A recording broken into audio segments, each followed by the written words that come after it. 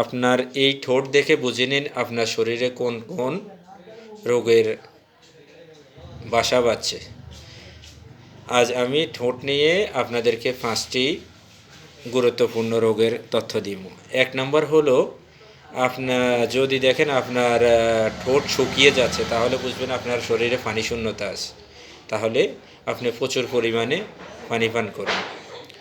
2 নম্বর হলো, যদি আপনার ঠোঁট ফেটে যায়, তবে বুঝবেন আপনার ওমেগা 3-র অভাব, তাই আপনি প্রচুর পরিমাণে আখরোট খেতে পারেন। 3 নম্বর হলো, যদি দেখেন আপনার ঠোঁটের রং সাদা হয়ে যাচ্ছে, তাহলে বুঝবেন আপনার শরীরে আয়রনের বা রক্ত শূন্যতার অভাব আছে।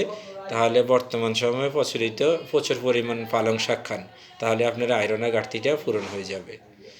4 নম্বর হলো, আপনার যদি দেখেন আপনার 2 ঠোঁট কালো হয়ে যাচ্ছে, তাহলে বুঝবেন আপনার শরীরে মেলানিয়ানের অভাব হয়ে গেছে। তাই প্রতিদিন আপনি আমলার রস যুক্ত খাবার খান বা লেবু জাতীয় টকযুক্ত খাবার খান, তাহলে দেখবেন আপনার এই মেলানিয়ানের অভাবগুলো দূর হয়ে যাচ্ছে।